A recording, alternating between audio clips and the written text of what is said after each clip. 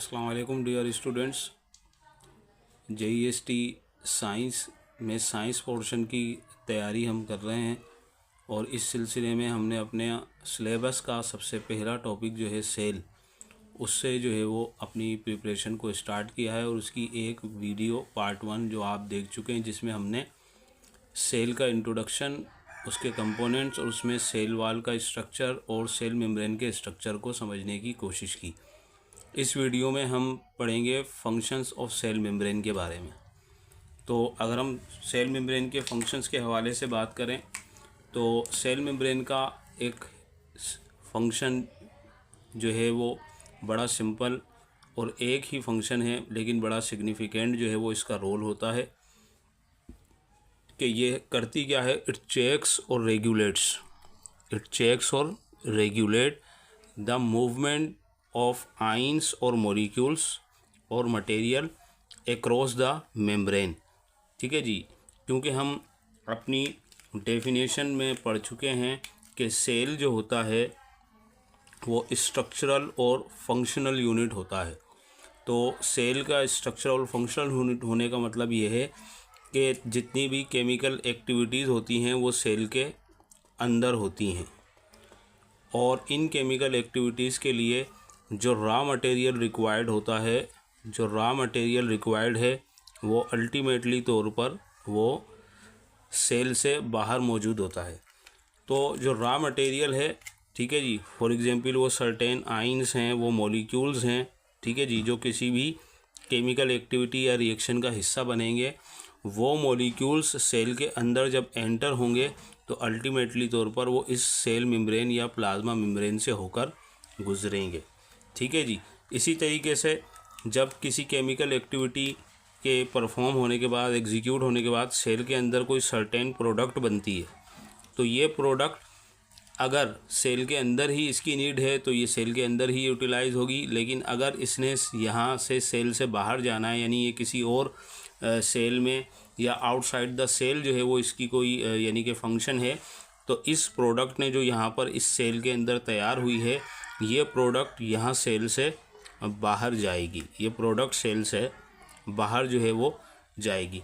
इसका मतलब ये हुआ कि सेल मेम्ब्रेन जो है वो उसमें से molecules from outside to inside और एंड इनसाइड टूवर्ड्स आउटसाइड जो है वो मूवमेंट जो है वो होती रहती है। मॉलिक्यूल्स, रिएक्टेंट और प्रोडक्ट्स जो होते हैं वो इस मेम्ब्रेन से गुजरते हैं। तो इसीलिए डेफिनेशन में हमने लिखा कि ये चेक्स, यानी कि ये कंट्रोल करती है उस मूवमेंट को ये कंट्रोल करेगी जो मॉलिक्यूल्स की मूवमेंट है, आयंस की मूवमेंट है, वो मॉलिक्यूल्स जो सेल के अंदर एंटर हो रहे हैं या सेल से बाहर जा रहे हैं। ये एक जो है वो सेल मेम्ब्रेन का जो है वो फंक्शन है। ठीक है जी। और अपनी नेचर के अंदर ये सेलेक्टिव परमिएबल होती है, ये सेलेक्टिव परमिएबल है। मीन्स कि ये जो है वो क्योंकि कंट्रोल कर रही है, चेक कर रही है, तो ये सर्टेन आइंस और मॉलिक्यूल्स को ही अलाउ करती है। मीन्स कि ये किन मॉलिक्यूल्स को, आइंस को, किस मटेरियल को सेल के अंदर एंटर होना है और किस मटेरियल ने सेल से लीव करना है, तो ये उससे को जो है वो एक सेलेक्टिव प्रोसेस से जो है वो गुजरने के बाद ही वो सेल के अंदर एंटर होगा या सेल से बाहर जो है वो जाएगा। तो ये जो है वो इसका एक फंक्शन है। ठीक है जी। अब बज़ाहिर ये एक जाहिर सी बात है कि एक सिंगल ये फंक्शन जो है वो परफॉर्म कर रही है, लेकिन ये थोड़ा सा जो है वो एक कम्प्लेक्स जो है वो फंक्शन होता है। तो उसके लिए मैं आपको जो है वो बता दूं कि ये बेसिकली तौर पर यहाँ पर मॉलिक्यूल्स की ट्रांसपोर्ट हो रही है, मॉलिक्यूल्स ट्रांसपोर्ट हो रहे हैं inside to outside and outside towards inside. तो ये जो ट्रांसपोर्ट है, इस ट्रांसपोर्ट को अब जो है वो हम समझते हैं कि इसकी किस तरह से ये ट्रांसपोर्ट होती है और इसकी कौन कौन सी टाइप्स जो है वो एग्जिस्ट करती हैं।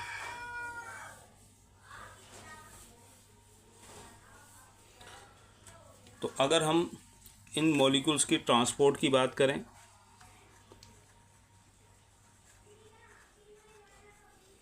तो ये जो ट्रांसपोर्ट का प्रोसेस होता है मॉलिक्यूल्स की मूवमेंट का, ये हमारे पास दो तरह का होता है। एक कहलाता है पैसिव ट्रांसपोर्ट और एक इसके अंदर होता है एक्टिव ट्रांसपोर्ट। ठीक है जी। पैसिव और एक्टिव ट्रांसपोर्ट क्या होता है, उस जो है वो पेसिव ट्रांसपोर्ट के अंदर जो मॉलिक्यूल्स होते हैं ये there is no need of energy,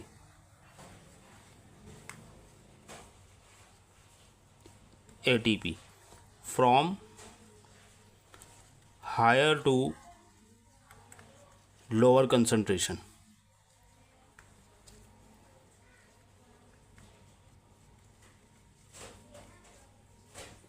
ठीक है जी। अब इस चीज़ को आप समझ लें कि पेसिव ट्रांसपोर्ट क्या होती है। पेसिव ट्रांसपोर्ट हम उसको कहते हैं जिसके अंदर मॉलिक्यूल्स को जो है वो मूव करने के लिए, वो भले सेल के बाहर से सेल के अंदर आ रहे हों या सेल के अंदर से सेल के बाहर जा रहे हों, तो इस प्रोसेस के लिए सेल को किसी किस्म की जो है वो एनर्जी जो है वो उसको ख़र्च नहीं करना पड़ता, यानी ये बग़ैर एनर्जी एक्सपेंस के ये काम होता है। ठीक है जी। और ये जो है वो मोस्टली तौर पर होता है हायर टू लोअर कंसंट्रेशन, यानी कि कोई भी मॉलिक्यूल्स जो हाई कंसंट्रेशन में है वो मूव करते हैं उस तरफ जहाँ पर उनकी कंसंट्रेशन लो है। ठीक है जी। फॉर एग्जांपल ये फ़र्ज़ कीजिए ये एक सर्टेन सेल है। ठीक है जी। और यहाँ पर मॉलिक्यूल्स, फॉर एग्जांपल ये ऑक्सीजन के मॉलिक्यूल्स हैं इनसाइड द सेल और ये ऑक्सीजन के मॉलिक्यूल्स हैं आउटसाइड द सेल। तो आप देख सकते हैं कि आउटसाइड जो है वो मॉलिक्यूल्स की कंसंट्रेशन हाई है, जबकि इनसाइड द सेल मॉलिक्यूल्स की कंसंट्रेशन लो है। तो मॉलिक्यूल्स अपनी पोटेंशियल एनर्जी की बेस पर मूव करते हैं, ठीक है जी, हाई से लो कंसंट्रेशन की तरफ।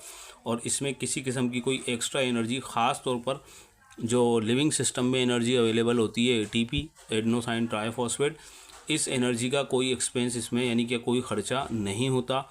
तो ये हाई टू लो कंसंट्रेशन की तरफ जो है वो मूवमेंट होती है। इस किस्म की मूवमेंट को हम कहते हैं, या इस किस्म की ट्रांसपोर्टेशन को हम कहते हैं पेसिव ट्रांसपोर्ट। ठीक है जी। और मैंने जैसा कि आपको एग्जांपल दी कि जो ऑक्सीजन है, ऑक्सीजन जो है वो फॉर एग्जांपल गैस के मॉलिक्यूल्स हैं, वो इस तरह से जो है वो मूव करते हैं। और डिफरेंट मॉलिक्यूल्स जैसे वाटर मॉलिक्यूल्स वगैरह वो भी इसी तरीके से जो है वो मूव करेंगे। सेकंड हमारे पास जो टाइप होती है वो होती है active transport. Active transport, active transport क्या होती है कि इट रिक्वायर्स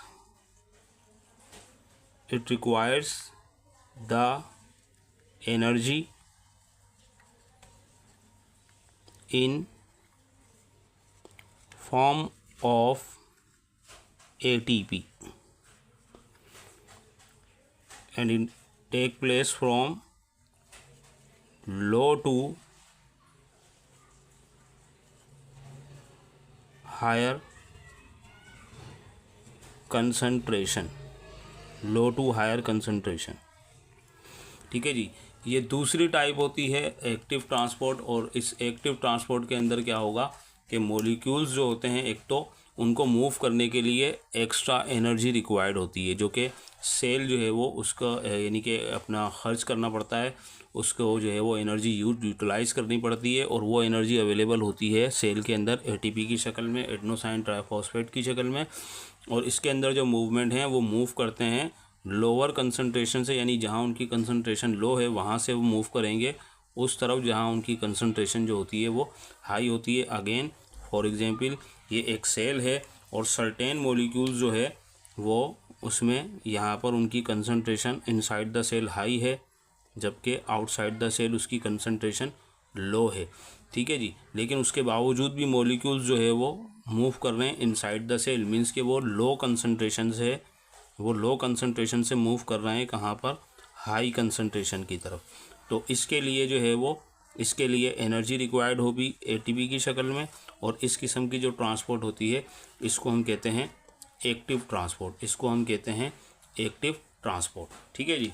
अब इसके साथ साथ ही हम जो है वो इनकी टाइप्स को थोड़ा सा जो है वो समझेंगे। ठीक है जी।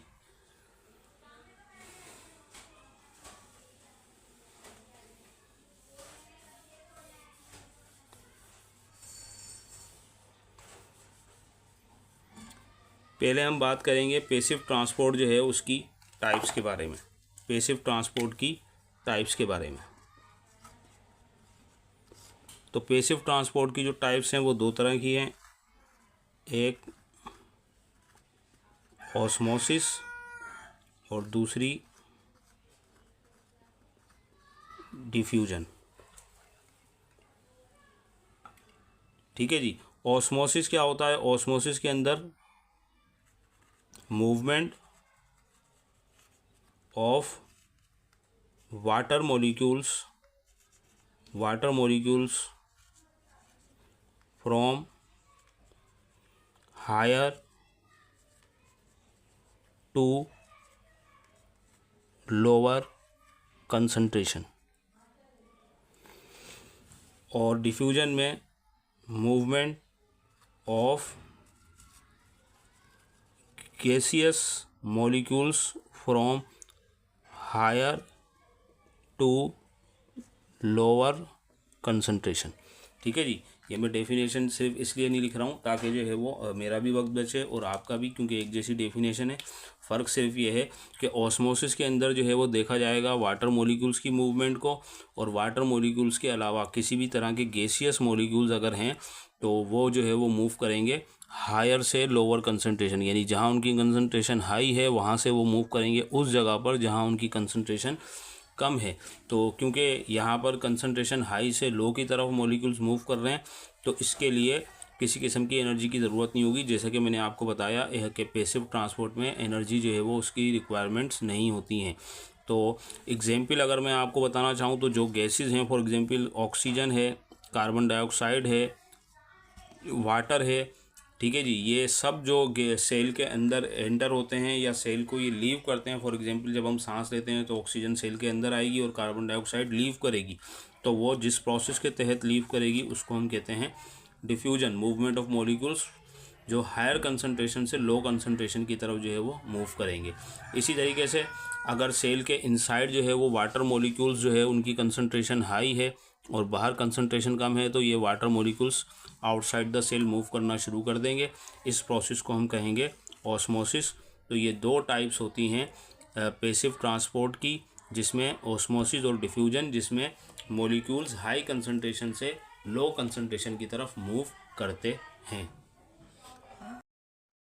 तो ये जो है वो हमने देखा कि ये पैसिव ट्रांसपोर्ट्स की जो है वो टाइप्स हैं जिसमें किसी किस्म की एनर्जी नहीं लगेगी, ऑस्मोसिस और डिफ्यूजन। नेक्स्ट पार्ट के अंदर हम एक्टिव ट्रांसपोर्ट की टाइप्स और उसकी एग्जांपल्स को समझेंगे। ठीक है जी। उससे पहले मैं आपको जो है वो कुछ इम्पोर्टेंट चीज़ें यहाँ पर जो है वो बता दूँ कि आपने जो है वो सेल मेम्ब्रेन के फंक्शन के लिए ख़ास तौर पर जो है वो ये जहन में रखना है कि सेल मेम्ब्रेन का फंक्शन जो है वो क्या है, कि वो रेगुलेट कर रही है किसको, मूवमेंट को। ठीक है जी। और नेचर के अंदर ये कैसी होती है, ये सेलेक्टिव होती है। ये वर्ड आपने जहन में रखना है एमसीक्यूज़ के अलावा से, कि ये सेलेक्टिव नेचर होती है, यानी कि ये मॉलिक्यूल्स को सेलेक्ट करेगी एंड देन फिर जो है वो अलाउ करेगी। ट्रांसपोर्ट में ख़ास तौर पर आपने पैसिव ट्रांसपोर्ट के अंदर एनर्जी नहीं है। ठीक है जी, एनर्जी रिक्वायर्ड नहीं होगी और ये हाई से लो कंसंट्रेशन की तरफ होती है। इसकी टाइप्स में ऑस्मोसिस है। ऑस्मोसिस के ज़रिए कौन सी चीज़ें मूव करती हैं, तो ऑस्मोसिस के ज़रिए जो चीज़ मूव करती है वो है वाटर। डिफ्यूजन में भी मूवमेंट होगी हाई से लो कंसंट्रेशन की तरफ। और इसकी अगर एग्जांपल है, फॉर एग्जांपल आपसे सवाल में पूछा जाता है कि ऑक्सीजन सेल को में किस तरह से किस प्रोसेस के थ्रू एंटर होती है या लीव करती है ऑक्सीजन, कार्बन डाइऑक्साइड या गैसेस, तो वो डिफ्यूजन के थ्रू सेल के अंदर एंटर या जो है वो उसको लीव करती हैं। अब वीडियो के नेक्स्ट पार्ट में हम जो है वो पढ़ेंगे एक्टिव ट्रांसपोर्ट, उसकी टाइप्स और उसकी एग्जांपल। वीडियो आपको कैसी लगी कमेंट सेक्शन में ज़रूर बताइएगा, और नेक्स्ट वीडियो के मिलने के लिए बेल आइकन को लाजमी क्लिक कीजिएगा ताकि आपको नोटिफिकेशन मिल जाए बर वक्त, और जो है वो नेक्स्ट लेक्चर जो है वो आपका मिस ना हो। नेक्स्ट वीडियो तक मुझे इजाज़त दीजिए। अल्लाह हाफिज़।